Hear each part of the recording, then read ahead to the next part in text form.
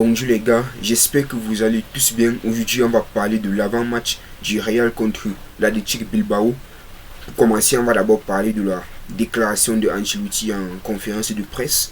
Ensuite, on va donner les 22 joueurs qui ont été convoqués. Et pour finir, on va parler de la pré-saison et du match à venir. Alors, si tu n'es pas encore abonné, abonne-toi et laisse un petit pouce bleu. Et si possible, un commentaire. Ça va m'encourager à continuer de travailler. Bon, sans plus tarder, on va commencer. Suite au match contre l'Athletic Bilbao, Carlos Ancelotti déclare: nous allons nous battre et être compétitifs toute la saison. Tous les jeunes joueurs sont motivés et impliqués, ils travaillent bien et avec beaucoup d'engagement.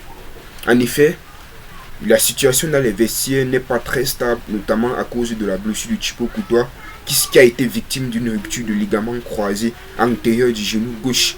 Il sera opéré dans les jours à venir. On voudrait dire que actuellement les joueurs du Real et tout, ils sont en crise psychologique. Ils se soucient beaucoup de leurs coéquipiers. Il manque vraiment de remplaçants. Ils se demandent qui va remplacer Thibaut Courtois et en fait ça crée une panique pour le premier match. Parce qu'ils jouaient un premier match sans leur gardien titulaire et en fait, c'est ce gardien qui les a permis de remporter beaucoup de trophées et en fait, ça les rend un peu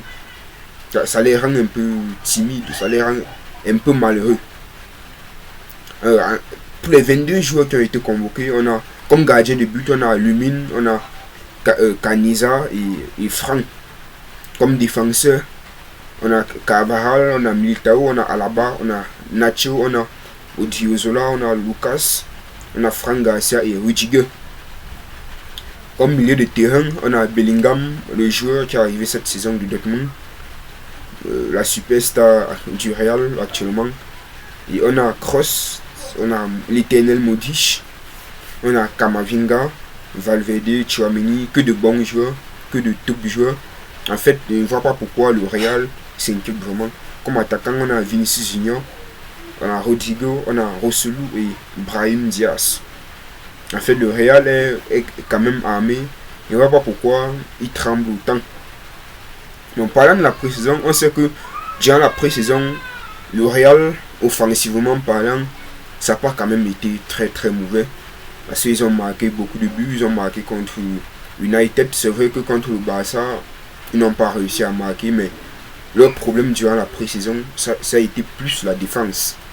Les joueurs ont créé beaucoup d'occasions, ils ont marqué des buts et ils n'ont pas marqué autant de buts à cause d'un manque d'efficacité. Sûrement, peut-être par un manque de fraîcheur. Dès les joueurs manquaient de fraîcheur, on suppose que les quelques jours qui se sont opposés, ça leur a permis d'un peu récupérer et ils seront enfin prêts pour la saison. Un profil du gardien. En fait, le Ancelotti est clair là-dessus. Il veut un gardien qui connaît arrêter le ballon avec les mains. Il n'est pas trop là pour chercher un gardien qui est bon avec les pieds. Non, il n'est pas trop là pour voir comme ça. Il veut un gardien qui est bon avec les mains. Pour lui, il estime que son équipe, les joueurs, les 10 autres joueurs restants, ils sont déjà bons au pied et ça suffit déjà. Il n'a plus besoin que le gardien soit bon au pied. Donc pour lui, le choix est clair. Il veut que Lumine soit titulaire. Aussi, le Real a beaucoup de gardiens, de jeunes gardiens talentueux, comme Franck, qui a 17 ans seulement et avec beaucoup de talent. Donc, ils n'ont pas vraiment à s'inquiéter.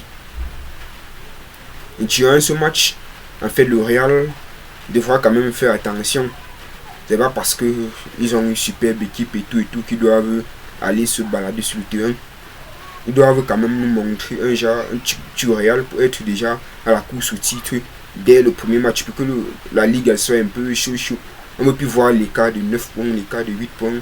Ça ne met plus trop le piment dans le championnat. Et aussi comme classement, Ancelotti a dit que non, il n'a pas un classement préférentiel. Donc pour lui, il a deux types de classement, le 4-3-3 et le 4-2-3-1. Il ne veut pas se pencher sur un système. Parce qu'on connaît la saison dernière, ils ont eu beaucoup de problèmes lorsque Benzema était blessé. Ils étaient obligés de changer de système alors que non, ils n'étaient pas habitué à évoluer avec un type de système. Donc pour moi, comme gardien de but, je vais voir Lemine.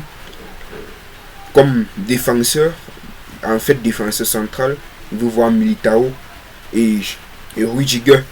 On n'a plus besoin de mettre Rudiger côté gauche et côté droit. On n'a plus besoin de mettre Militao côté gauche côté droit parce qu'il n'y a pas vraiment de danger contre cette équipe de Bilbao. Après, il ne faut pas quand même les manquer de respect. Et comme latéral, j'aimerais voir Cavaral côté gauche et Lucas Vasquez côté droit. Je crois que ça peut faire le jeu. En milieu de terrain, j'aimerais voir comme numéro 6, j'aimerais voir Kamavinga ou Tchouaméni en 6. L'un des deux, bon, ça va toujours. Et milieu offensif, j'aimerais voir Bellingham et Modric. Et après, deuxième mi-temps, on peut mettre Valverde parce que pour Valverde aussi, il est très très bon. Il mérite quand même de jouer. C'est pas un joueur qui mérite de rester au banc, il est très très bon. Après, il peut entrer en deuxième mi-temps pour dépanner Modric parce que en fait, Modric est déjà très vieux, il n'a plus le souffle.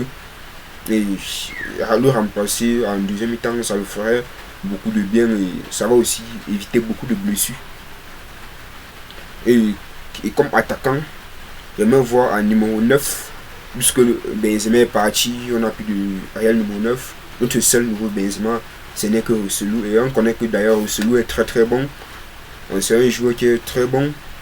Il a beaucoup marqué dans ses clubs qu'il est passé.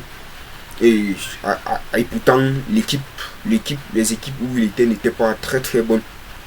Donc en rejoignant le Real, il a maintenant plus de chances d'être, pourquoi pas, meilleur buteur de la Liga.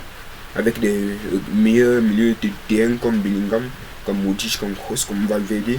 Ils pourront l'accompagner et l'envoyer des casiers. Donc comme numéro 9, je propose Rossellou. Et ailier droit, Vinicius. Ailier gauche, Rodrigo, pourquoi pas. En fait, il n'y a pas vraiment d'attaquant. En fait, s'il n'y a pas ces trois, c'est qu'il y aura Brahim. Si un joueur se blesse, là, ça sera très très compliqué. Donc voilà ma compo pour ce match. Si vous avez aimé cet avant-match, n'oubliez pas de vous abonner, de mettre un petit pouce bleu, de me dire ce que vous en pensez en commentaire. Ça soutient la chaîne et ciao, à la prochaine pour le début. Ciao.